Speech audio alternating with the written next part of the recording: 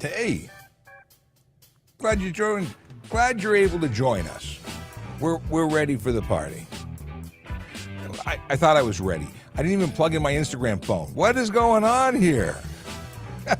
It's Friday. Everything's cool. Okay, let's make sure the audio is connected. You're going to hear it real. Yeah, that worked. Oh, yeah. Nothing like making sure you're awake, right? Great show and great day ahead of us. Not only is it the last day of the week, it is the connection to the long weekend, Canada Day weekend. We're not here on Monday. So I'm kind of sad about it, but I'm also really excited about it because, yeah, you know what I'm talking about. Or maybe you don't. Today we have Scott Marshall who's popping in again, and that's because we have one last opportunity to tell you about the fact that we have another show coming on at 11:30. It's going to be live. It's going to be Q&A, but it's only for new drivers. G1, G2, G. You're novice, you're new, you are going to teach someone how to drive, you're a parent, you're a partner of someone who's just thinking about becoming a driver. This is your opportunity to get Scott Marshall for at least 45 minutes. We'll see where it goes. Now, we have lots to talk about, as we always do, but I have to start with, how do you ask a question? It's important to know. So you can join us here on TikTok, YouTube, Twitch, LinkedIn, Facebook, Instagram, or Kick, and we can see your questions very, very easily. However, on Twitter, we can't. On Twitter, you've got to go and actually jump over and use another platform that allows us to see what you're talking about, because sadly, Twitter doesn't work. Not with Restream. The Restream is what we use so we can see your questions, just like this one. Well, it's not a question. It's my wife saying hello and good morning. Now, my wife is a magical human being who is taking the questions from TikTok and posting them for you over here on Restream, because it's something that it doesn't happen. It's not integrated, but TikTok's the most important thing on the planet, so we have to make it happen, and she's facilitating that. There's also some questions from yesterday that didn't get answered, and we're going to try and address those right off the bat. Okay, just so you know. So again, for the platforms that work, they work. They're awesome. The platforms that don't, namely Twitter, well, for that one, you need to go to trafficcop.ca and jump onto any one of the other platforms so we can see you. And good morning to Hatem and Lakin and Name, who says good morning. And, name is Stu. Stu is from Alberta and has a new license. Cool. Well, you would probably benefit from joining us, because the episode at 11:30 isn't specific to Ontario. It's about being a good driver, being a good student driver, just getting some time behind the wheel and learning what to do safely so you can be with us and a safe partner in traffic safety, because we're all about traffic safety. And speaking of traffic safety, we're going to talk about Vision Zero Enforcement Team, because they are our traffic safety ambassadors. Is that fair to say? They try and change driver behavior one ticket at a time. How do they do that? Well, they focus on the big four. They focus on drivers who choose to engage in aggressive driving, speeding, distracted driving, and impaired driving, because those particular activities are known to lead to serious injury and death on our roads. Simple as that. If you're doing that, you're making the roads, any one of those, and the many charges beneath them, well, you're contributing to making the roads unsafe for others. Doesn't matter if they're in cars or if they are on bicycles, if they're walking, you are contributing to unsafe roads. And we don't want you to, so we're going to give you tickets. It might lead to you getting higher insurance rates. It might lead to you losing your license, maybe in some cases losing your livelihood if you rely on your license. But that's because you're making choices. We'd prefer you to make good choices. Anyway, the people who follow our channel are making good choices because they're talking to us about what they need to do and what they need to know, and they're making good choices. And thank you for doing that. June 30th, that's what we are today. Is tomorrow the 1st? Hold on a second. It is, isn't it? It is, of course it is. That would make sense. Canada Day. Anyway. And being that it's the 30th, our Vision Zero enforcement officers are in 32 Division and 51 Division. Those are the neighborhoods of Downsview, Willowtail, Newtonbrook, Bathurst, Manor, St. Jamestown, Cabbagetown, Riverdale, Church and Yonge. And that's not all of the neighborhoods, but those are some of the neighborhoods that are in the divisional boundaries of 32 and 51. And they're places where real people live, work, and play. And they deserve to be safe. So we're trying to make that happen. And we announce these locations not so drivers will listen to our show or watch us on Twitter and say, I'm going to avoid those areas because cops are there. No, we're putting this here so that those people who live there can get notified that we're out there helping them out, because that's what this is all about. We're real people helping other real people. Okay, questions from you in just a minute. But first, that nerd dad says, good morning, Sean and Leo wife. And thank you for that. We have the Grinch who says good morning. He's the Good Morning Grinch. Okay. Let's see here. Michael says, greetings and salutations using, what is this? Oh, yeah, he's shortened Akela's greetings and salutations to GNS. Yeah, it's really short. But I know what it meant. I knew exactly where you were going with that. And Big Jeff Fresh with a good day. Okay. Let's bring my friend Scott in, because I know he's got stuff and things to do before we go live at 11:30. But Scott Marshall, the safe driver, welcome back. This is 3 days in a row. I don't know if we've ever done this before. It's like a new record. Yeah. I mean, I've snuck in before, but never on view here. I'll put that on my calendar. It's another gold star for your refrigerator. It's another gold star. Fantastic. And I've already mentioned it to the fine folks watching, but we are going to be on at 11:30 a.m. Eastern Time. Hey, it says it below. It's a new driver episode. It's the first time we've ever done it. I keep saying nude. It's new, not nude. People who are thinking otherwise, I want to be clear. New-ish, even. Newish. Yes. You don't have to be new in future new, not yet licensed, although it's good information. You could have been licensed for a while. We're all new in some way, aren't we? Yeah. I mean, you never know what you need a refresher on, or just information that you didn't know to begin with. And it is a Q&A session, and I mean, we've got some stuff we're going to talk about, but this isn't one of those things where we're going to talk about, is it legal to tint your windows? We're not going to address questions about whether or not burnouts are a good idea. We're going to talk about safe driving techniques, tips, ways to be safer behind the wheel, ways to go about practicing and learning how to be a good driver, so you can not only progress and get your license. It's not just about getting your license. It's about taking on a lifetime of safe driving. Yeah, I mean, driving is not just about making turns and lane changes. It's about cooperating with the other road users of all types, and even as we've got listed in the ticker, helping the supervising drivers when you go practice. And I do want to say that the Grinch, you asked a question on Wednesday, and I know you're watching because you put in your good morning. But I just want to let you know that your question that you asked this morning on Wednesday, I included it in Trubicars weekly podcast. So I want to thank you for that.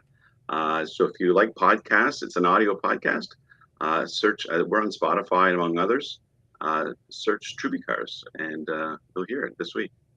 Awesome. So you're famous now. The Grinch has made it to the big leagues. The Grinch is famous, not just for being green, It's not easy being green. No, that's what Kermit said. Awesome. Well, the Grinch says he's going to check that out. Kayla has come in with his official greetings and salutations. We've got I don't want to take away things from our next, show, which starts at 11:30. So what do we talk about now to sell people on why they should join us, other than to look at our baldness? I mean, our aerodynamicness. Yeah. We have the same barber. I've said that before for years. You know what? I think it's kind of cool that for all the years that I've been doing road safety, which is 35 years plus, the parents of the students I've taught would often come and tell me that there was information they didn't know that I taught their kids. And you'd be surprised what you don't know, and maybe the way that you were taught, maybe some information was left out. Maybe you went to Bobby Basic Driving School and you missed some of the advanced stuff. So ask the questions, find out, and use the resources of trusting the experts. Yeah. We all have an opinion. Opinions are like elbows. We've all got a couple of them. But it's really about as experts, in law enforcement and in road safety, we've done the research, we've done the work to find out what are the facts, and you're entitled to your opinion. But when you trust someone, like even a firefighter or a paramedic, and someone in their profession, a lawyer, whatever the case is, they've done the work to find the facts. And you can have your opinion, but be an open-minded skeptic. Really is open-minded enough that you can change what you believe in. And we're not here to sell you anything, and we, No. we simply want to give you information to help you, and that's the goal Yep. every single day. It can get more simple than that. We're here to help you. You can trust us as a great source that wants to see everyone be safe and succeed. So, with many years between us in traffic safety and driving safety, and I've been driving since I was 16. But when I was 16, I got professional training. I went to a company that you used to work for, and they gave me some training that was very good, and it's got me a long way. But I've had advanced training since then. Fortunately, the police does a lot of that, Yeah. and I've also had the benefit of seeing some horrible things happen on the road, seeing the mistakes happen. And you see that playing out in real life, it really jumps out. Even my kids now identify issues on the road, and they're issues that if no one tells you that it's an issue, why would you think it's an issue? Like there's the obvious ones. That's right, and it was interesting. I always remember one of the years when I was a judge on Canada's Worst Driver. There was a participant who was trained by her father, who was a bad driver, and she knew that. And her father was trained by her grandfather, was also a bad driver. So if you know they're bad drivers, why are you being trained by them? You have to use a little bit of logic, even a little bit. You don't have to do a lot to realize that I need to find professional information. And sadly, someone who drives with their parent or loved one may not even know it's bad driving. It's just the only driving they've ever seen. So that's a problem. If your reality is such that that's what a driver does, it's very easy to think that that is a good example of driving, and that's where stepping outside of that family connection is really a good idea. I think so too, and I think as a note on a parallel note to that is a parent or a spouse or partner of someone who will be learning how to drive. They've been watching you for X number of years driving, and we're a role model whether we're positive or negative. And if you curse or speed or use your cell phone while driving, well, guess what? They mirror you, and for those of us with kids, whatever you do, they do as well. Whether it's an expression, a word, or an action.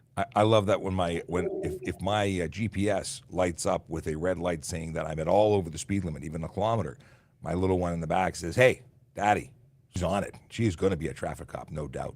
Uh, Yeah. it's funny you talk about being a good role model, and I get to pat myself on the back for a second. And in that, what we've been doing here on this channel is being a role model and being a source of information to help people. I recently went and had some work done on my car. I had to get the brakes done, and when I went to pick it up, I'd never met the person that I'd spoken to on the phone. She was not there when I went there to drop it off. So I asked her a bit about her day, and because I knew why she wasn't there when I picked it up. Anyway, she said, "You're Sean Shapiro?" I said, "I am Sean Shapiro." And the guy in front of me in line spun around and said, "You're Sean Shapiro? I've learned so much from you." And that was really awesome. It was awesome. So if you're watching, thank you. That made my day. Yeah. And it's amazing what the work that we do here can do to help other people. And I'm very proud of the work we do, and I'm very happy to say that we've been doing this individually and together for a long time. For a very long time. And you know what? Having being my profession for so many years, I still have a hobby of writing a blog, and it's it's fun to do. And when people do ask questions, and all my kids were involved in scouting and Scouts Canada, and every week when I picked them up, parents and leaders would say, "So Scott, I have this question." And I felt like I needed to bring my couch, and being that Fraser Crane, I'm listening. And it's something that no matter what you do, it's nice that someone appreciates the work that you do. It doesn't matter what it is. And road safety is a common denominator in our society, so it's a good thing. Well, I've always wondered why somebody watches the police every day, but we have some magical people who are really invested in what we do and come here every single day. People like Mike the Grinch. We have our friends on TikTok in particular, like Tracy and Emma. They're here every day, and I really appreciate them. First of all, the Grinch did follow your podcast, and he's looking forward to sharing it with his daughter. Nice. She is a podcast junkie, so hopefully a gazillion of her friends will all follow you now. That's a As good that kind of junkie source. to be. Yeah. Yeah. And then a question from the Grinch as a follow up. He's earned this question. Do you think there should be some sort of government funding to help families that can't afford the courses, as in many cases that seem to be it? Oh, in many cases, it's a matter of, and you've talked about this in the last couple of days, the barrier to getting professional instruction. There are some things to think about when you get your driver's license, and you pass. You need insurance, so you got to have the money for insurance. And one of the things is, your life is valuable. A lot of driving schools have payment programs and payment plans that a few bucks every couple of weeks or every month, put that money away and save for it. And I remember years that people would do that, and they would come to me and say, yeah, I had to save for X period of time before I could take this course. And the same thing was that when they weren't quite ready to go for their test, and they said, well, I can't afford any more lessons. It's okay. What about after you pass? Let's say you do pass. Do you have insurance? No. So you have to pay for insurance. Yes. Well, how are you going to do that if you don't have the license? You don't need to do that.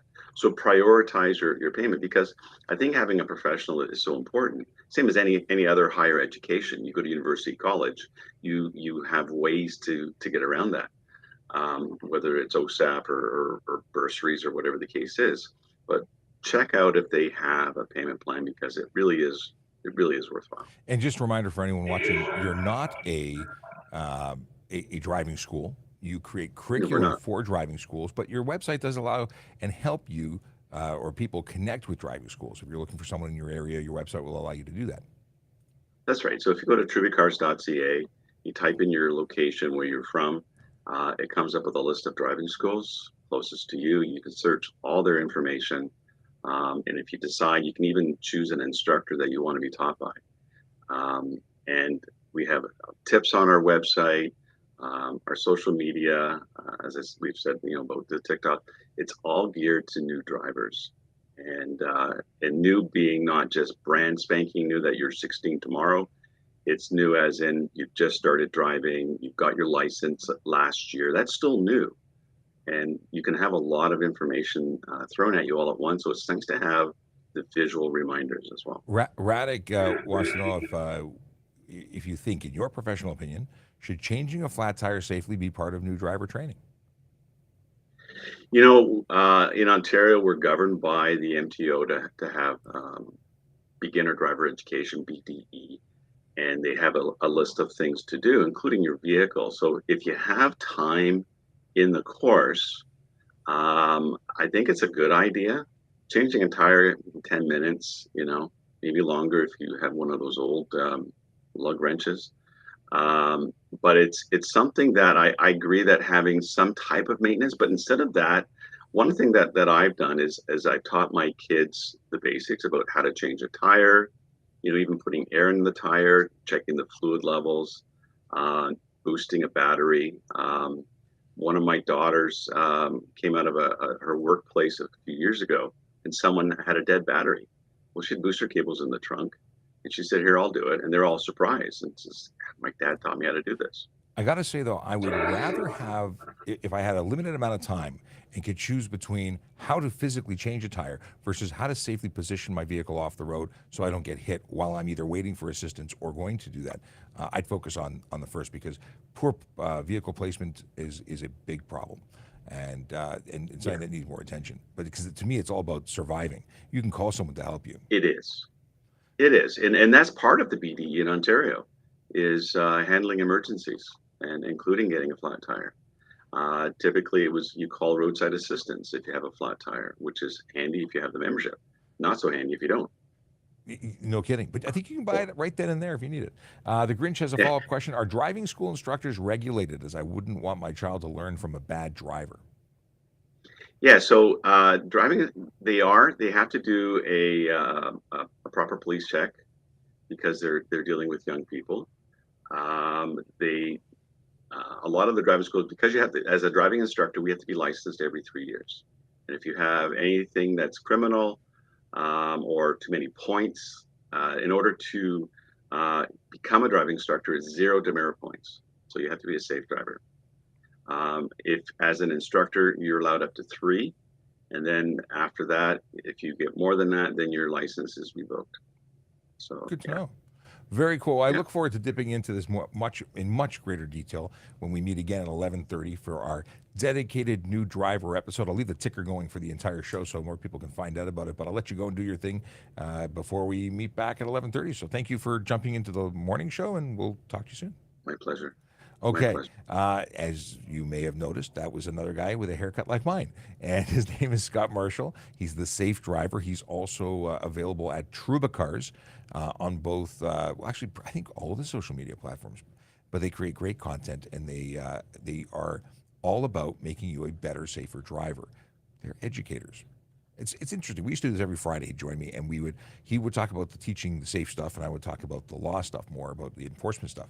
But we're two sides of the same coin, both interested in making you safer. Okay, let's jump into talking about what you want to talk about: questions, stuff, and things. But before we do, I just want to recap and remind people how to ask questions. First off, my name is Sean Shapiro. I'm a police officer with the Toronto Police Service, and I go live on social media to answer your traffic and police questions. We're available on TikTok, YouTube, Twitch, LinkedIn, Facebook, Instagram, and Kick, as well as Twitter, but we can't see your questions on Twitter because it doesn't work. If you're on Instagram, I will see you on this little phone over here, and I'll try and look over and make sure I don't leave you out. But anyone who wants to see the wide angle show, well, sorry, TikTok, Instagram. If you want to see the wide angle show, jump over to trafficcop.ca where you can get links to other social media platforms. Because what you see on TikTok, is different than what they see. They see just me, which is what everyone used to see on TikTok before we went widescreen. And I really like it. What do you guys think of the widescreen? The widescreen, I like it a widescreen. We are going to touch on, I'm going to say this and then hopefully I will actually remember to jump back in.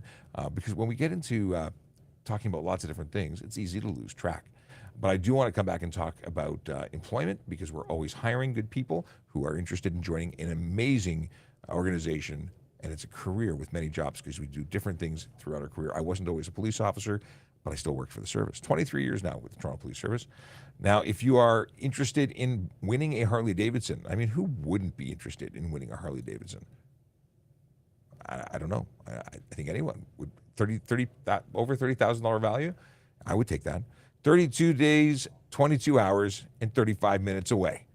That is when the draw is for a Harley Davidson. And again, how awesome would it be to win? Now, we are able to buy tickets. I already bought mine. You can go to harleyraffle.ca. One ticket is $23 for $50, $8 for $100. That's what I did. And you can do it too. Yeah. It's easy to do. You click and pay. Perfect, right? The draw is in August on the 2nd. That's approaching rapidly. Okay, with the Harley raffle out of the way, questions are happening. A question of prioritizing. This is a question that came in yesterday. How do officers prioritize road collisions? Is it based on severity? Yeah, I changed the order of operations there, but you know what I'm getting at. The deal is this. We are dispatched to collisions, and we have lots of police officers who are available. We have a whole city of them, and based on who's closest is probably who's going to be dispatched. And as they come in, now, is it possible that minor collisions, I should say, anything that doesn't require on-site investigation is going to be referred to a collision reporting center? And there's different criteria for when that is. But generally speaking, if someone's being transported to hospital by ambulance, we are going to go to the scene. If a pedestrian or cyclist is involved in a collision, we're going to go to the scene. If the collision involves private property, or a government vehicle. Very often that's going to require an on-scene investigation, and that does help to maintain available officers for those serious collisions. Because if we went to every single collision, we'd be busy all day. We'd never be able to get to the next one, and we have to maintain a level of officer availability. So when they're not doing collisions, they're probably looking to see if anyone's speeding or being aggressive or driving in a way that would cause a collision. See, they're actually working as part of the same cycle.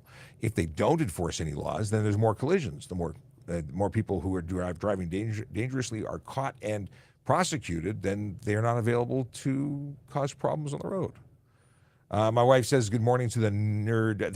Can we change your name to the nerd dad? Every time I say the nerd dad, I feel guilty. It's this whole cycle of guilt, and it's that nerd dad, not the nerd dad. And I know we talked about this. Somebody else stole the name. I pretty much think that the reason I'm not gonna. Should I share your dirty laundry? Maybe is it even your laundry? Maybe it was somebody else's laundry. Okay, is lane splitting legal? No, it's not. It is either going to result in, actually, there could be many different results. It could result in a collision, which is obviously why it's unsafe and why we don't want you doing it and why we would charge you for careless, stunt, or even dangerous driving, depending on the observations of the officer. Because if we see you doing something where you're moderately dangerous, moderately dangerous, careless is certainly applicable.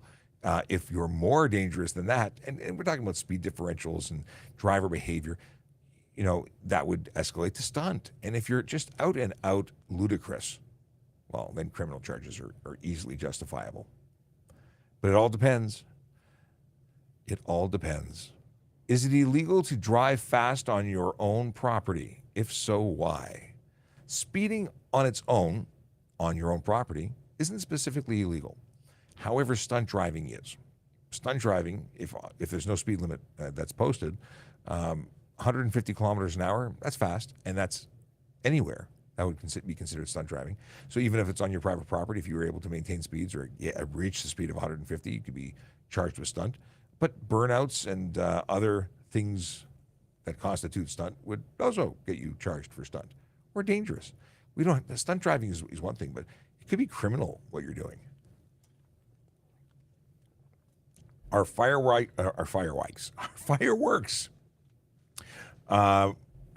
this weekend or fire ban? Or are they allowed this weekend? Boy, oh boy. It's Friday, and reading is not happening, apparently. So, I actually have no idea. I would assume where the fire ban has been announced, then there'd be no fireworks. But I'm not aware of a fire ban in Ontario. I don't know if there is one. I know there's one. I've been told that there are some elsewhere. Let's Google. Is there I'm sure the news knows. Are there bans on fireworks? That would upset some people. Now, I know certain jurisdictions have actually regulated where you can do this.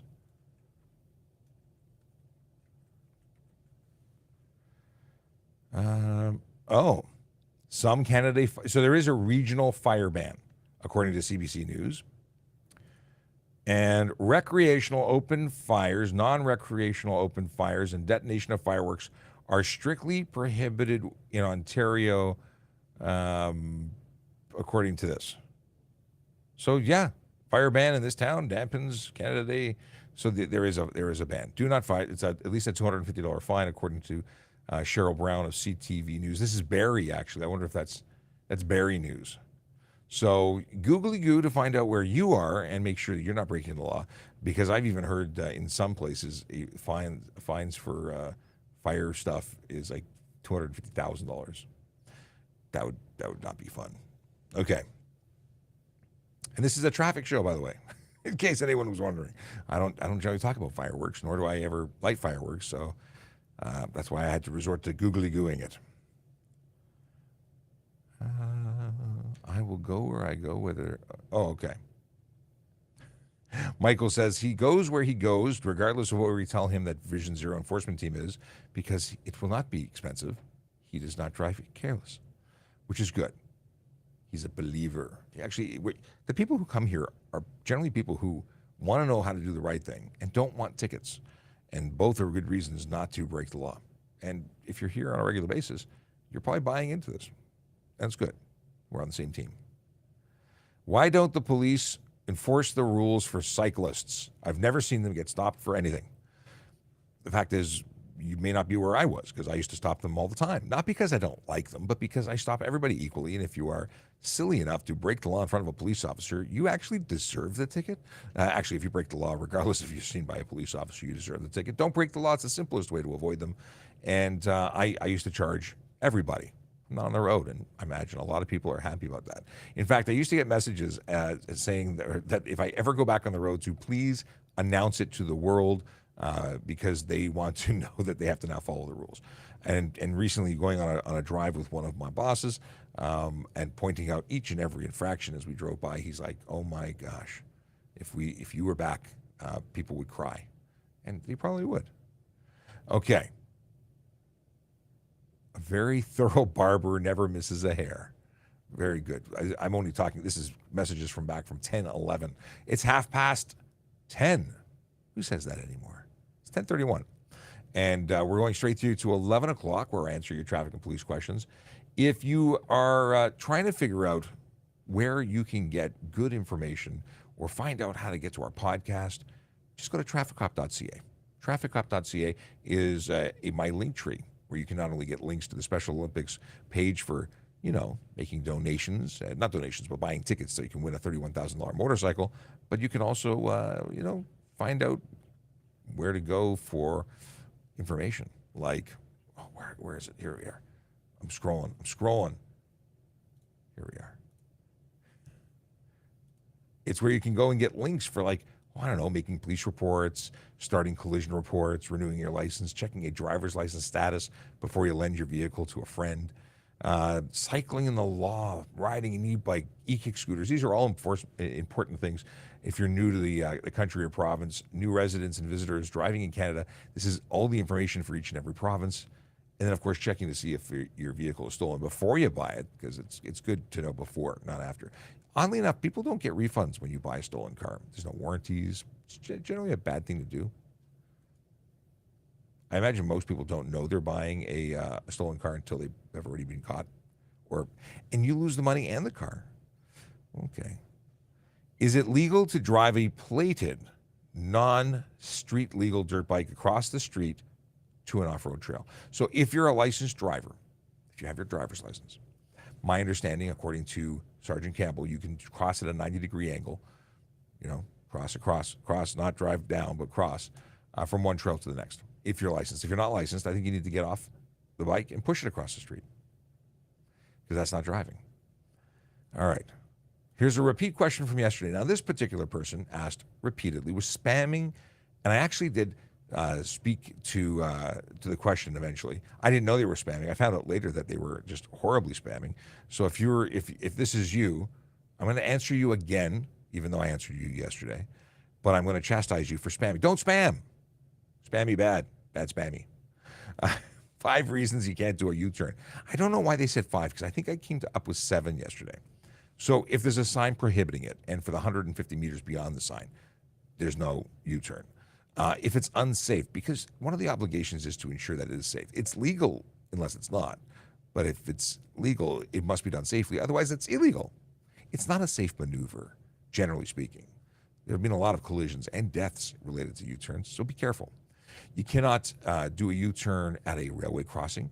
And depending on the railway crossing, I'm having pronunciation issues this week, 30 meters or 150 meters, depending, bridge or viaduct or tunnel, grade, crest of grade if there's no visibility, curve if there's no visibility. I mean, these are some good reasons. Did I miss any? I think I've got it. I think that's it. If I've missed something, let me know. Obviously, if the person says 5 reasons, they've got their own predetermined list, and they're just checking me. Okay. We talked about this. Michael says that I've told him some things that told me more than my parents. I did learn a few things from these lives. It's cool. And you're a professional driver, so that's even cooler. Can motorcycle drive in lanes where cars are parked with plenty of space between them? and dotted line. So if you have a lane that's safe that you can operate in, that's different than lane splitting. You're driving in a lane that has a parking lane attached. Those are usually oversized lanes. I don't see an issue with that. You're not driving between vehicles that are moving or are driving but stopped. I don't think that would classify, from my perspective, as lane splitting. Now, you have to use extreme caution. If you were to drive fast, quickly in that lane and someone changes direction in front of you, within reason, you might be responsible. Like, yes, a lane change has to be done safely, and they would be partially responsible. But if you're driving quickly in that lane and you're appearing out of nowhere, you're having a high speed differential, it's an extremely unsafe thing to do. If someone opens the car door, yeah, they're responsible, but you may also be partially responsible. So it's one of those things that requires caution. Slow driving in that lane or slower, cautious driving is what's required. Okay. Can police track radios stolen from their cars, and what can be done? My understanding is yes. And then they catch the people who stole them. I don't know. That's not my department, but my understanding is they can be tracked. Our drawer, we talked about this, and we talked about that. On a 400 series, if you can move vamoose down the next exit, I don't know the context of your statement, Michael. It might be part of it. Please put a Q in front of any one of your questions if you're on TikTok, because it really does help everyone identify whether it's a conversation or if it's a question for me. So moving along. And thank you very much for this, Akila. 2 years tomorrow is the anniversary of Constable Northrop's death. Yes. Okay. 1 in 7,000. I thought it was 1 in 7,000. I think it used to be 1 in 5,000. Now it's 1 in 7,000. Got to tell you, still great odds. Where can you, for $20, get a chance to win a Harley Davidson valued at over $30,000? I don't think there's that many. Well, maybe there are. I don't know who else does this. I was told that police officers write down the road conditions and the weather in their notebook at the start of their shift. Why? Well, we're writing, let's say I write a ticket to someone, and that ticket was for speeding. Road conditions matter. Now I go to court and they say, it was a clear, sunny day, or it was raining. I couldn't see here's a better example. It was raining. I couldn't see the street signs. If I was speeding, I didn't realize it. It was because of poor visibility. And I go back to my notebook and I go, well, actually, I wrote down at the beginning of my shift that it was a clear sunny day with great visibility. So they're lying. Those are some of the reasons why. But it also goes to anything. A collision occurs, and if the weather conditions change throughout the shift, we'll update that. It starts to rain, roads are wet. When I do a collision report, wet roads, poor visibility, like these are all things that go into the context of my evidence when I'm going to provide it. What is this? Is it true that cops overlook trucks and usually don't try to pull over trucks? No, we actually have a focus and a team that's dedicated on commercial motor vehicles. And if I see anything, if I've ever seen anything with a truck that looks wonky, I pull them over. I have a cursory inspection, and then I call in the big guns in terms of the commercial vehicle inspectors that are qualified and trained to go in depth. Because while I may be able to identify gross defects, they're going to do a much deeper, investigation, and they're going to weigh the vehicle, which is pretty awesome. The fact that they can even do that with a portable kit is amazing. Or sometimes they'll go and they actually don't weigh the truck in its entirety. They may send you into a weigh station for that, but they'll check the axle, the amount of weight each axle at the road is carrying. Okay. Fire ban. Okay, apparently there is a fire ban. Oh, no fire ban? Really? This is regarding Simcoe in particular, so go check your own stuff, but I think that's interesting that some places have it and some places don't. AJ the Awesome is back again, still healing up, and says, good morning. Does Ontario have any mutual combat laws? Two people can agree to fight. not traffic related, but curious. Yeah, it's actually Canada-wide. It's not an Ontario thing. A criminal code is what governs things of that nature. And yeah, two people can have a consensual fight, but no one can consent to having themselves beaten. If there's a fight, there's going to be a winner and a loser, and at a certain point, the person can no longer defend themselves. That's no longer consensual. Let's see here. That's even in sporting, like in boxing. If the person's just being pummeled to death, that's a problem. Okay. Checking back. Gotcha. Kayla, take care. Kayla is saying goodbye. He's got stuff to do and wishes everyone a great long weekend, but not a good long weekend, a great long weekend. Under what circumstances are the OPP officers allowed to pit maneuver? I have absolutely no idea because I'm not an OPP officer. Simple as that. I don't know what their policies are. This is probably in relation to the bicycle comment about, or even the truck comment, but yes, I don't discriminate. I am not someone who favors one type of vehicle over another. If you break the law, you, as a chaos agent of chaos, are looking for a ticket. And people get really upset. The officer, somebody yesterday said, why do officers pick on teenagers? Why do they target teenagers? Why were they complaining? They got a ticket for doing 31 kilometers and over, or 31 kilometers over the posted speed limit. Why on earth would an officer pull you over for 31 over, I wonder? And that's it. No, I don't discriminate. I write tickets to everyone. That's my job. Simple. So simple. Are cyclists allowed to lane split? Specifically, I'd like to go to the front of the pack. Always hate that they do it, but again, just curious. AJ the Awesomes have got some great questions. They are not governed by all of the same laws that motor vehicles are. Careless driving is one of them, though. So lane splitting between vehicles, not the curb, but vehicles between lanes, I would say they are eligible to be charged because you can charge them for careless driving. Yay! However, if they're passing on the right, even if it's off-road, that I would say is not applicable because the section of law passing on the right is specific to motor vehicles. So if it seems to be careless, so there's going to be a threshold at which point they could be charged, but it's not lane splitting in particular. This is going to be an academic conversation amongst police officers who will all say different things when asked that question, I'm sure.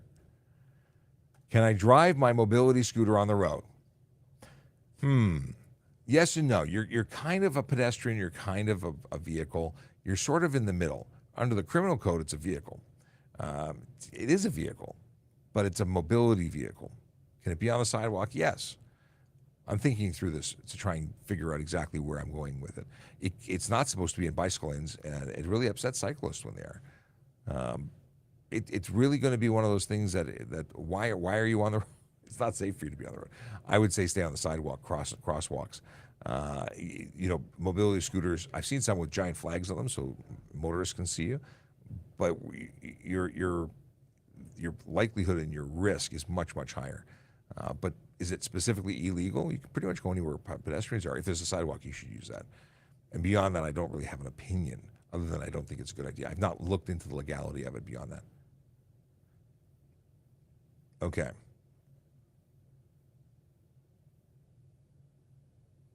Okay, I think that Michael was responding there too. What is this? Who says I don't like the term nerd? You said you don't like the term nerd or saying it. It just stands for never-ending radical dude. No, I have no problem with the word nerd. It's that versus the. That's the only issue. No, I'm totally a nerd, and I think that and I might be a geek too, and I wear that. I own those titles. I'm happy with them. That's I'm a traffic geek or nerd. Totally, I'm way more interested in the legalities and in the stuff than probably most people, if not every person. Okay, my insurance company gave me a pink slip that is on my Apple Pay wallet. If they gave it to you through an app and the app allows you to provide it through your Apple wallet and it's through their technology that is provided there, That's okay. If you took a picture of it and somehow, put it in your wallet through another app, that is not okay. It must be a digital representation through an application that they have provided. And if they have done that, that's cool. And out of curiosity, which insurance company is it? I'd like to know. Can police do off-duty security work and still have powers of arrest? So that's a good question. And Chase, hello, Chase. We can do not security work. We are police officers 24/7, and that means we cannot revert to being security guards, and it's a conflict of interest. However, we can do paid duties, which is overtime paid by a client through and organized through with the blessing of the Toronto Police. So if I am doing a paid duty and it's at the liquor store, the liquor store has paid the Toronto Police for my time, paid possibly for a vehicle to be there. And when I'm there in that capacity, I am absolutely there as a police officer. And am I doing security work? Kind of, sort of, but I'm doing police work for a specific place. And it's security, but it's not that of a security guard. I can't go work as Sean the security guard when I'm off duty. In other places you can. In the other countries you can. In the United States, I know coppers that I was in Georgia, and this is my off-duty badge, and I'm working as a bouncer here. Okay? That would never happen here. I don't think. At least it wouldn't happen on the books. It wouldn't happen legally, which means it wouldn't happen. Right?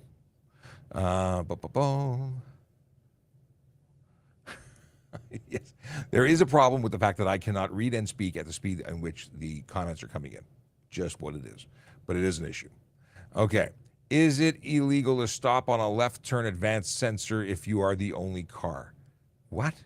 Is it illegal to stop on a left turn advance sensor if you're the... I don't understand the question. The left turn advance...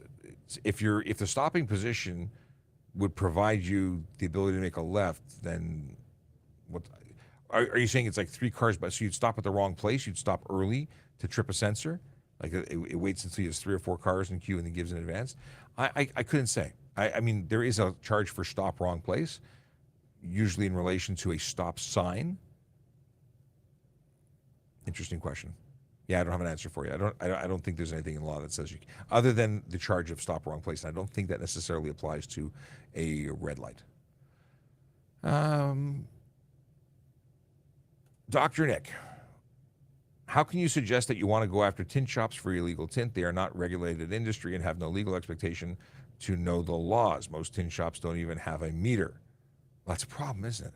But they know what the laws are, and they don't know what the laws are. They're playing in a sandbox without knowledge, and that's stupid. If they are tinting things knowing that it's against the law, or unknowing, because the law doesn't care whether you know or not, you're still responsible for following it. So if you are enabling, you are creating a situation where people are at risk of bodily harm, of death, because of what you're doing, you take some of the responsibility. And then it becomes a court situation. So if we lay the charge and say that you're responsible, you get to have the opportunity to say that you're not, and hopefully you have a good lawyer, because I think you are. Let's break this down. Customer comes to a shop and says, I want tint. Now, realistically, the tint shop knows exactly what's legal and not, because they're ordering things, and on the slip says what the tint is. It says, open a box. The box, the shipping label, the thing they purchased, it says how much light is restricted. They don't need a meter. It says it right there on the box. So this is not a stretch. And if they're choosing to put it, well, the fact is most tint shops require a contract to be signed. They've chosen to try and remove liability by getting a client to sign a piece of paper. Well, that's not really worth the paper it's written on. They're still responsible, especially if they know the person drove there and is driving away. They're complicit.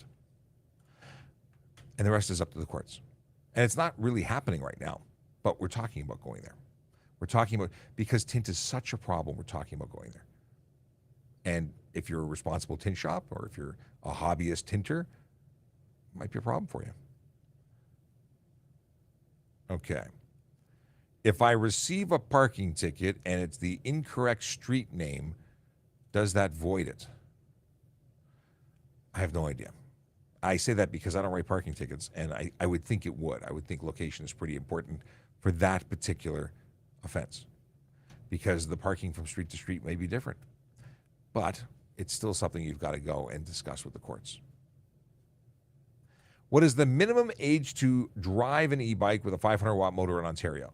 You must be 16 years old to operate an e-bike, regardless of what kind of e-bike. E-bikes are specifically requiring 16-year-old, and that's it, to be a rider. It's a person on an e-bike, 16 years old. The pilot project for e-kick scooter says 14 years old. But that assumes that there's a pilot project in place where you live. In Toronto, we do not have the pilot project in place.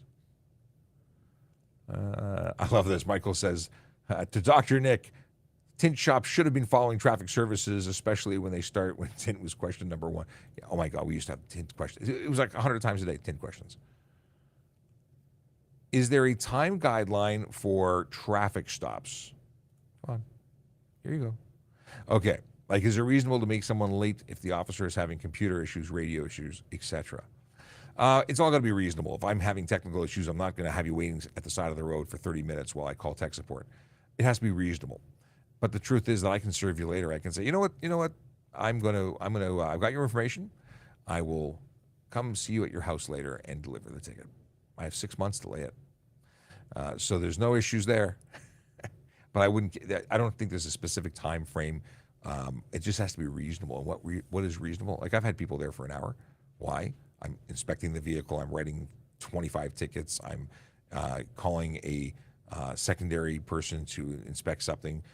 If it's reasonable, if you have an unsafe vehicle, you're not even driving. You can leave as the driver. Your car can't leave. Can't drive it. Got to get towed. So it all depends. But if I'm having computer issues and it's just not working and it's a minor ticket, I might say, here's your lucky day. Have a good one. Slow down. Really depends. The yellow lines painted on the road, are they for aircraft and how do they work? What? The yellow lines painted across the road? Which lines are we talking about? Are we talking about the ones that run down the road that divide the north and southbound traffic? Because that's what yellow lines are. They give you the indication that on the other side of that line, things are coming at you. Because a white line, if you cross it, it means traffic on the other end of the white solid or dotted line means that traffic's going the same direction as you. But yellow line, they're coming at you. Boom, boom, boom. Okay.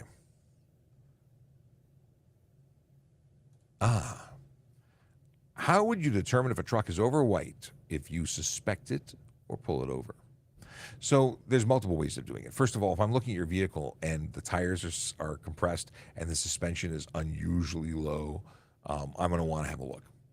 Because I've seen pickup trucks that are just, they've got, their front wheels are just barely touching the ground. They're just ready to float. And people do the darndest things. They way, way overload their vehicles. Look at trailers, same thing, where the tongue is compared to, like, is it even? It's loaded properly. But at the end of the day, I'm going to call a phone. I'm going to phone a friend. I'm going to call a friend. I'm going to get somebody from the CVSA team. They're going to come and they're going to weigh it. And they have these special scales that you drive up on. And you put each tire individually on, and it's measuring the axle, the amount of weight on the road at that axle, at that tire. And they do math and stuff, and it's not my thing; it's their thing. So I won't pretend to know exactly how they do it, but they do it, and they tell me, "Yeah, it's overweight," and I give them a ticket. So simple, so magical. And then they get to come to court and testify to it. They say, "Yeah, I put a scale on there, made it happen." Yep, it sounds just like them too. We are the traffic nerds. Okay, how easy is it to become a cop? I'm in construction and want to get out of it. Well, becoming a cop isn't easy. There are times where it's been easier because there's hiring, and when I was trying to get into it, there was a hiring freeze for years, which delayed my getting into it, which is one of the reasons I became an auxiliary officer and then a court officer. There was a hiring freeze. Now there is a serious need for police officers all over the place, like all over the place, North America wide. Fewer people want to go and put their lives at risk every day to protect other people. Not everybody wants to work shift work in the rain and the snow, get their hands dirty. Everyone wants to be an internet executive with keys to the executive bathroom. So, is it the best time to become a cop? Possibly, in terms of the less difficulty, less waiting, possibly. But it's still a competitive process. It still has a high bar of entry. In other words, you have to meet minimum requirements. Let's make this the segue into careers. Oh yes. Okay. How easy is it to become a cop? I love it. All right. We are hiring 4 police officers, not 4, but many police officers, but for the position of police constable. If you go to tps.ca/careers, you will get to this page.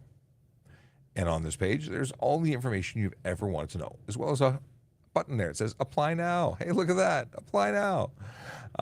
Things you should know. Basics.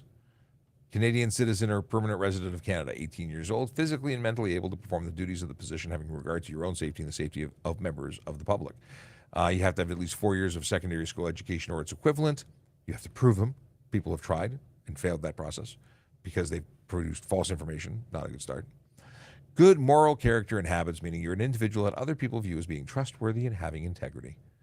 There's additional stuff: criminal background checks, valid driver's license with no more than 6 accumulated demerit points, CPR or ACP certificate, hearing standards, 20/40 uncorrected with normal color acuity, meaning you cannot be colorblind, security clearances, and then there's a physical. And then you have to acknowledge that you're going to work 24/7. Well, you can work at any time of the day or night. Holidays, missing your kid's birthday. It's a sacrifice. You're serving others.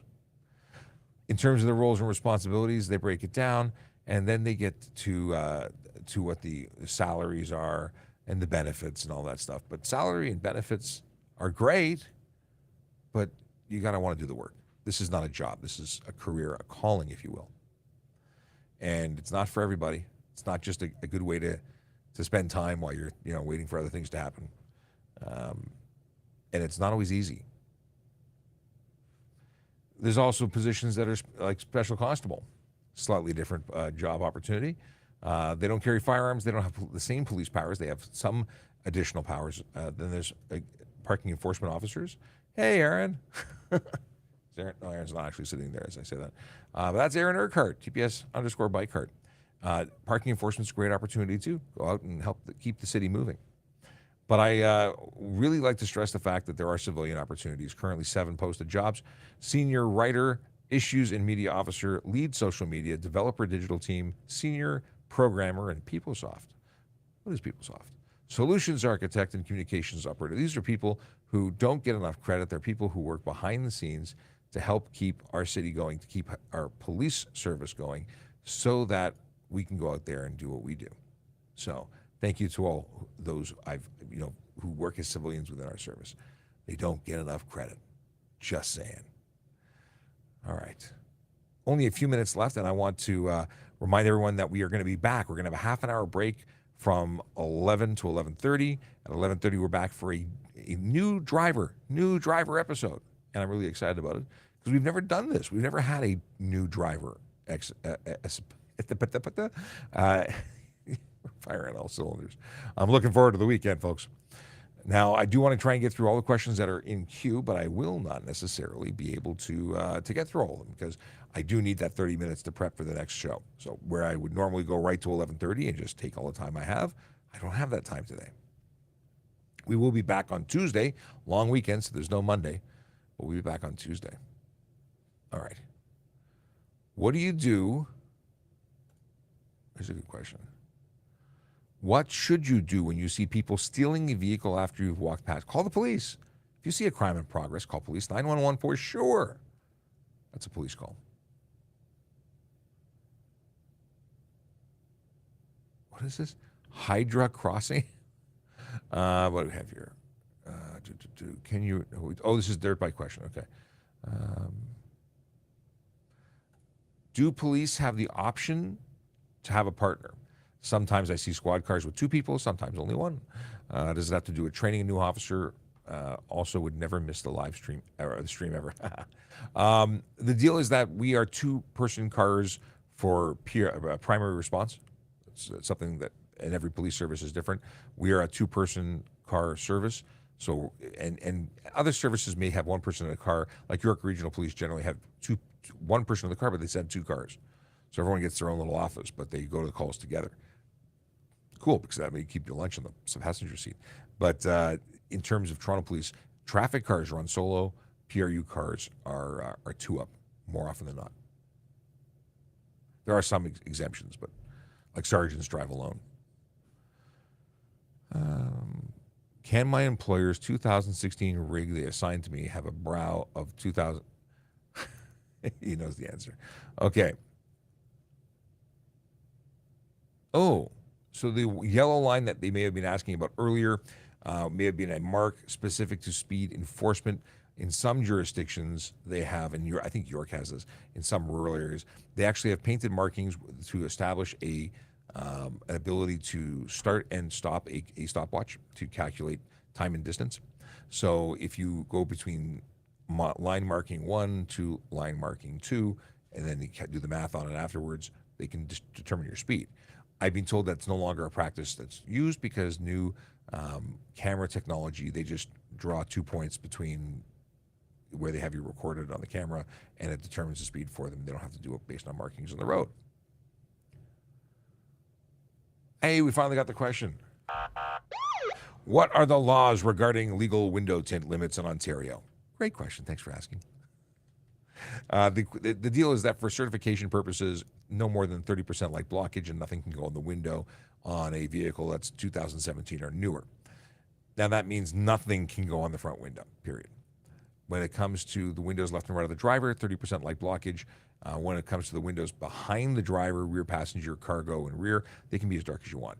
Now, I did say that's for certification purposes. A mechanic's going to have to check that, and they're required to, whether they do it or not, and they're signing for it. They're supposed to do it to make sure you're not in violation, because the vehicle is considered unsafe if you have more than that. Now, it can be unsafe. Sorry, it can be safe at 30%, but you can still be violating the Highway Traffic Act, which says you cannot obscure the interior of your motor vehicle, which means if I'm standing outside of it and I can't see and identify you as a driver, whether it's because it's a dark, cloudy day or it's nighttime, maybe in sunny weather I can see you, but I can't see you because it's dark outside, you're in violation of obscuring the interior of a motor vehicle with color or reflective coating, and you'd be chargeable under that. If you can't see out properly at night, driver's view is obstructed. You can be charged for that as well. Okay, Photography. I like that. It's cool. Cool name. Car stopped in front of me in the middle of an intersection. Cop at the intersection refused to act. Pulled me over instead for getting annoyed. Said that it was parking enforcement issue. What? A parking enforcement issue that a car stopped in front of you in the middle of an intersection? No. I don't quite understand everything that's gone on in this thing. Maybe you send me a DM, because I'm not picking up what you're putting down. If someone stops a car in the middle of an intersection and parked it and got out and left, that's a problem for a parking enforcement officer or a police officer. Police officers can do. I'm a little confused by your thing, because I don't know why you'd get pulled over for being annoyed by the dodo who parked in the middle of the road. But there's got to be more to that story. What is the max length sticking out of your car, i.e. the truck? And here we go. We open that up so I can actually read the whole thing. Can they stick out the sides? Sides no. I've seen people do the darndest things, but sides, no. Back 1.5 meters, 5 feet is the maximum, and that you can have without putting a flag on. At that point, you need to put a flag on it. Is it dangerous? It's certainly risky. And are you responsible for it? Absolutely. Finally, dad jokes.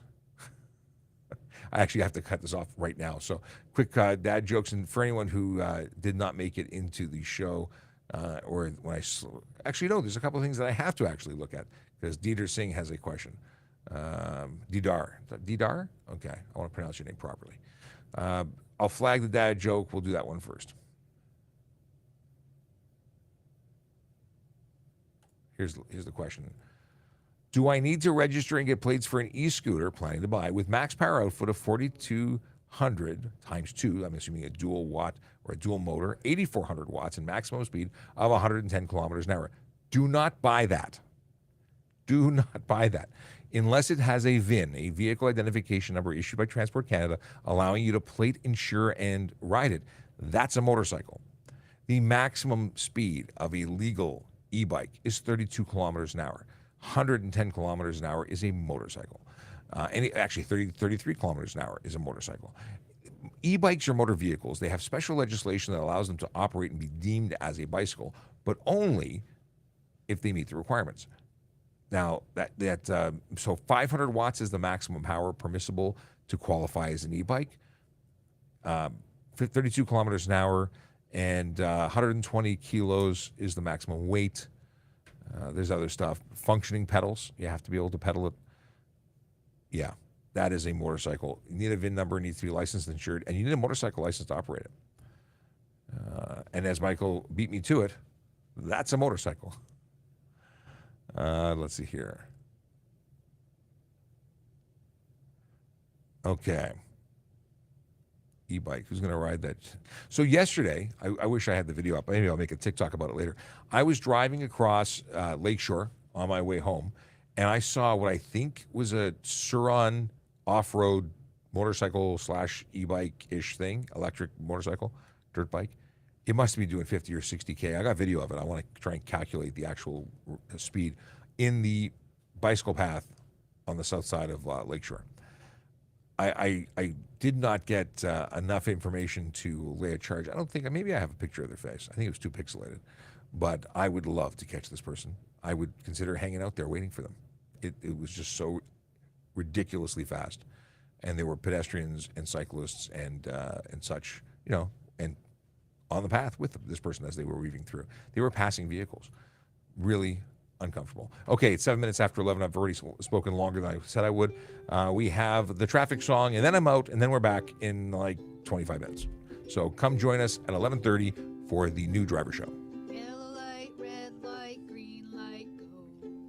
Driving safely helps the traffic flow. Watch for pedestrians, look out for bikes, and don't drive like a jerk that no one likes. Yellow light, red light, green light, go.